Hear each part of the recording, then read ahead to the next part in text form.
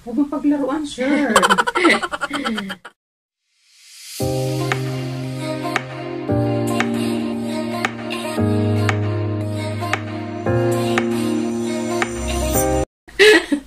Hi everyone! Hello everyone! And welcome back to my channel.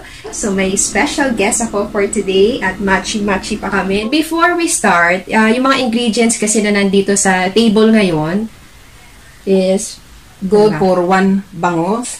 But since na 2 bangus ang aming gagawin, in-adjust lang namin yung mga ingredients. Pero kung 1 bangus lang ang gagawin ninyo, ilalagay namin diyan kung ano yung tamang ingredients. Requested ito from one of my subscriber na si iChief. Lalagay ko na lang yung comment niya. Actually, ano pa to nung vlog ko pa ng carbonara. Na late lang kasi. Dahil sa pandemic, mahirap pumunta sa market. Kasi dapat fresh na bangus ang gagamitin natin. Samahan niyo kami. Tara na at magluto na tayo ng rellenong bangus. Excited na rin ako kung ano magiging itsura ng bangus. It is actually my first time to do it. Wow! Ito, nililinis ko na yung bangus. Ayan. Hugasan ko siya ng mabuti para maganda yung paggawa natin mamaya. Tatanggalan din natin ng mga tinik. Okay?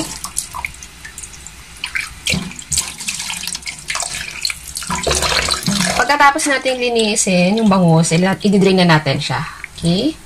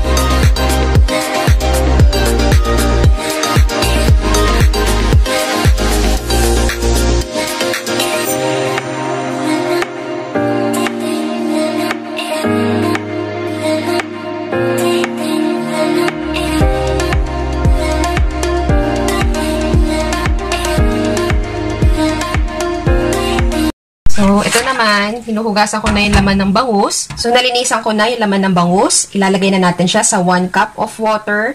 And then, after no, lalagyan natin ng asin and black pepper. Okay? Ito na. Pinapakuluan ko na. Nilagyan ko na ng 1 teaspoon of salt and black pepper. Ayan. Takpan muna natin, then lutuin natin ng 5 to 10 minutes. Okay? Make sure na naghugas muna kayo ng kamay, of course.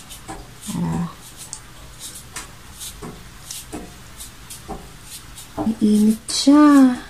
Ang init. Walaan nyo guys kung ilan ang tinik ng bangus. Comment down below. Ay! Ano siya hinatanggal kong isa?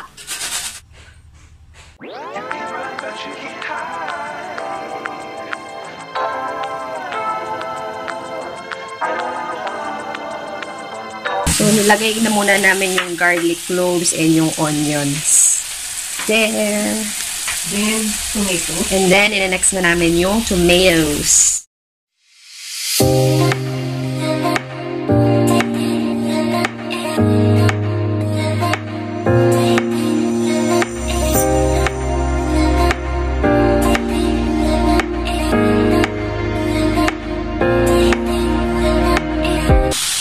Next is yung green peas and yung raisins. Inad na rin namin. Yan, mix lang. Totally. And And the fish, bangus meat. yan, Yung bangus. yung bangus na.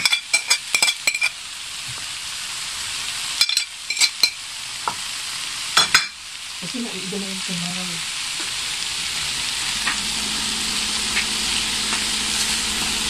Red pepper.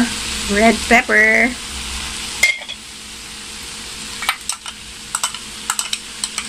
Dami pala yan.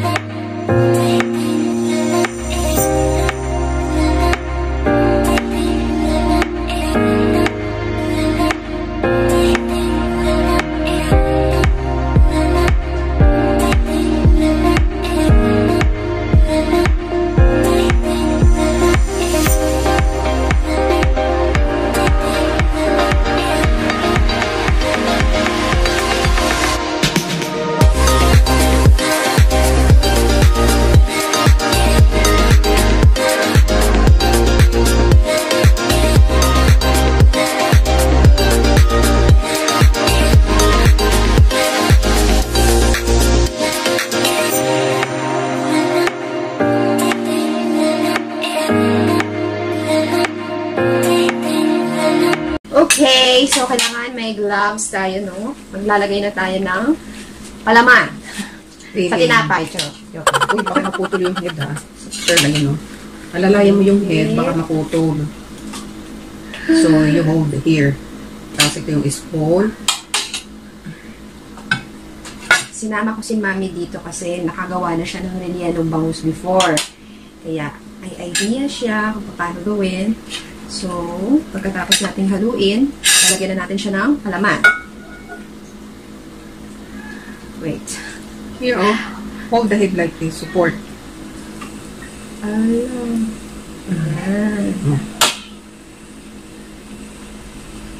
Ano ba yung, dito siya hawakan na sa ulo. Ito mo sa hand kasi baka matanggal yung head. Mahirapan tayo mag-close. So, pupunuin lang natin siya na... Put the filling inside. Yan. Laman. Wala, natatapon naman yung akin. Huwag mo masyadong punuin yung spoon. You put half like that. How are you? Halika na guys. Oh. Gawa rin tayo ng rellenong bangus na Ay, Chief ha, Lods. Ang challenging ng iyong request. Maraming food request. Kung meron pa po kayo, you can comment down below. Nililista ko po yan. So, abangan nyo yung... Then you push like this, oh. Sure. Mga food request. Look. It will go down, down, down. Wait. Just press like this. How is it down, down, down? Oh, galing. Here. So you can put it... Yeah. Payat pa niya. Payat pa ng fish ko. How's your fish?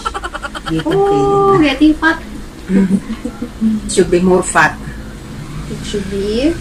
So you have to put more fillings inside. Log man ako. Where are you holding, ah? No, don't hold like that. Mapuputol yung ulo. Naputol na. Pag maputol, mahirapan tayong mag-close. Because we have to close later. Okay? Napapawisan ako dito, ah. Now you put more. So, kailangan malaman na malaman siya. Kailangan punong-punong siya ng laman para mas masarap pag naluto. Yan. Ingat lang sa head part, ha, para hindi maputol. Just support. With your Support finger, na lang with ng your fingers. Fingers nyo. Support nyo. Otherwise, mahirap siyang i-close pag naputol yung head. Boom. May raisins. should eat be. raisins. Recipe. Not you know. Look at my fish. Parang payat. You have to put Sexy more. fish. This is a sexy fish. It's a female fish. Okay. Oh, masyadong napuno. Huwag mong paglaruan, sir. Kailangan lagyan pa siya ng malaman sa ulo. Okay, now I finished with this. Okay na to. Pero masyadong pumupuno yung laman. Ooh.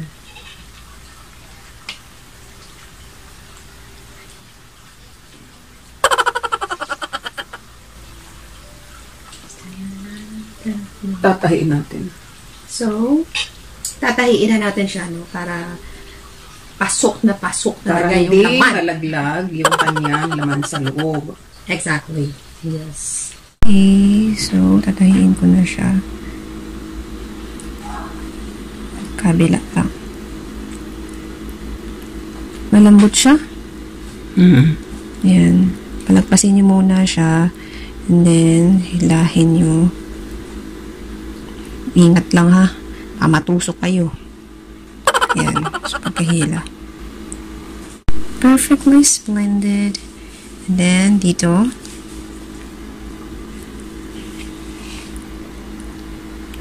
Ang hirap niya tusukin sa part na to. Saan kaya tayo tutusok? Pwede tayong tumusok My dito eyes. sa my eyes. Tusok yung finger mo. Hindi kita. Mahirap dito. Dito kaya. Ayan. Ayan. Hanap lang kayo ng mga magandang portion na magsasara siya.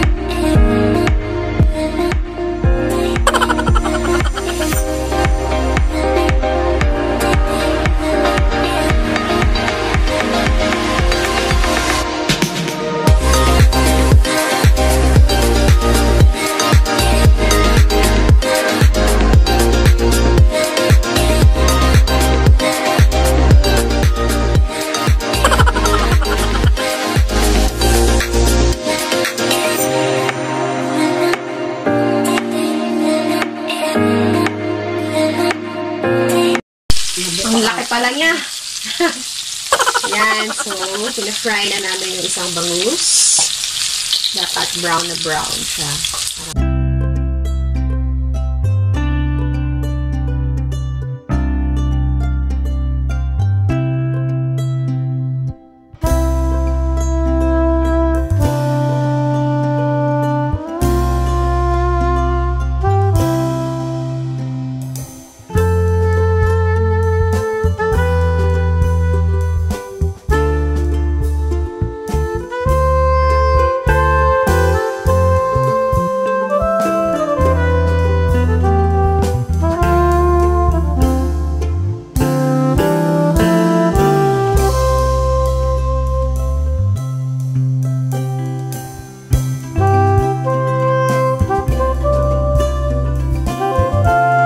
Amen. That's it na. So, tikman ko muna siya na walang rice. Sarap. Sarap na. Sarap.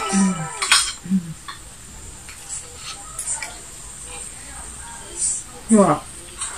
Sarap guys, try nyo. Natanggal ko lang yung raisins kasi hindi ako kumakain ng raisins. Mas masarap kung hindi o-overcook yung mga vegetable na kasama niya. Water yung